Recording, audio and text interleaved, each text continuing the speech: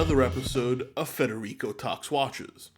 Today, I want to talk about something that is not a usual topic on this channel, but something that a lot of my viewers have been asking me.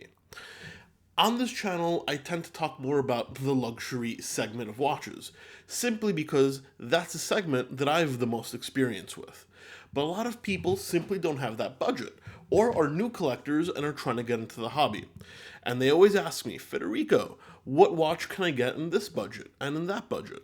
So today I'm going to talk about my top 5 best Swiss watches under 500 bucks. Now, you can go vintage in this price point, and that's not included in this video. I've made another video about that as well. I'll leave a link right up top. And of course, you also have the option of going Japanese and Chinese with brands like Seiko and Seagull. These will not be included in this video. It is Swiss only. However, I will make a follow-up video on those pieces as well, because you can get some great pieces under $500 in that segment. So today we're keeping it Swiss only, and I'm going to leave all the links where you can pick these watches up in the description below, mainly on Amazon. And of course, before we get started, customary wristwatch check. In honor of this video, I'm wearing my rotary. This is the first ever Swiss watch I picked up. It cost me about $400. It didn't make the list simply because they don't make it anymore, and I'm wearing it on an orange Perlon strap just to give it a little bit of color. But anyway, let's get right into it. And of course, these are in no particular order. Now, the first watch on this list is probably my favorite, and it's a watch I've talked about before, and it's the Hamilton Khaki King Automatic. The one I'm listing here is the one with the ETA 2824 movement, but of course they do make an updated version with a newer proprietary movement. But I like the ETA 2824 just because it's very, very robust. This is a 40mm field watch with a day and date complication, and it's all one finish sandblasted with a beautiful tan leather strap. This is on the cusp of a sports watch that can be a little dressier. I mean, it's definitely a sports watch, but it can dress up a little bit because of the lack of bezel and the fact that it's on a leather strap. 2824 has got a fantastic 38 power reserve, automatic winding, and it's very, very reliable. For the price where you can pick this one up, about 350 bucks, it's a great entry into Swiss watches, and I think it's got a ton of personality.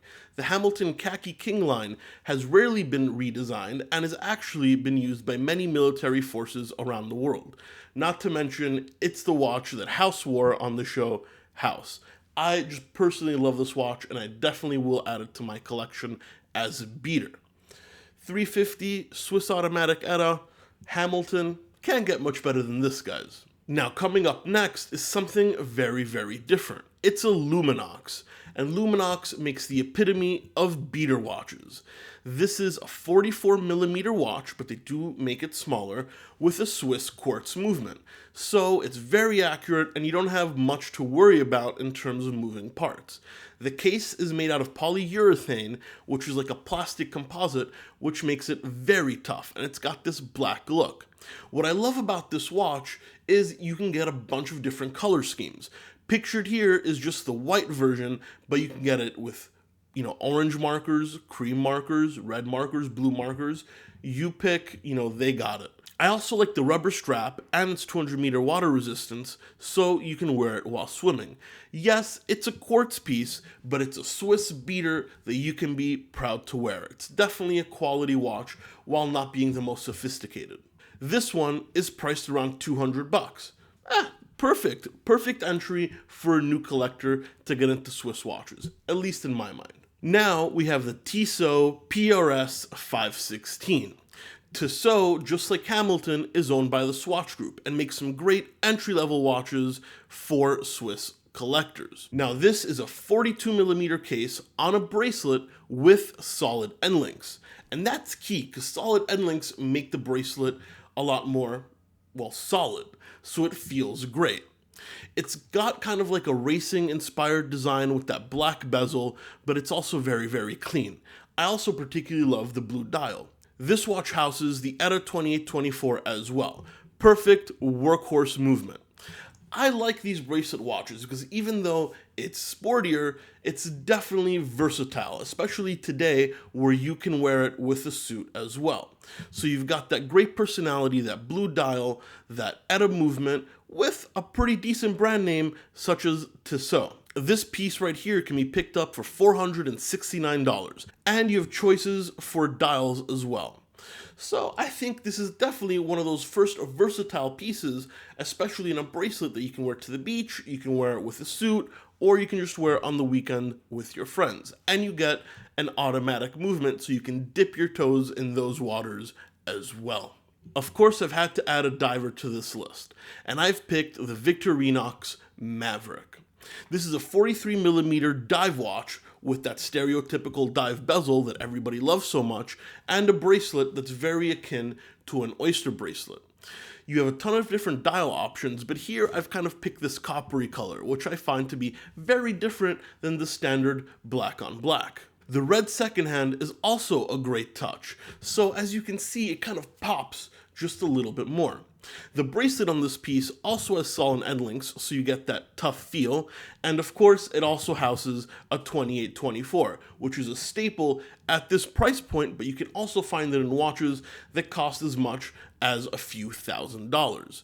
Victorinox, the brand, is also the maker of the Swiss Army knives, so this truly is a Swiss piece with history behind it. At 43mm, it might be a little large, but they also make this in different sizes, going all the way down to 34mm. This can be picked up for $489, and I think that's a pretty good deal considering the movement, the history behind the brand, and that it's a pretty tough watch with that great diver's look that everybody seems to like so much. I personally like this dial color. I think it stands out. I've already mentioned that, but if you want more classic options, they're certainly available to you.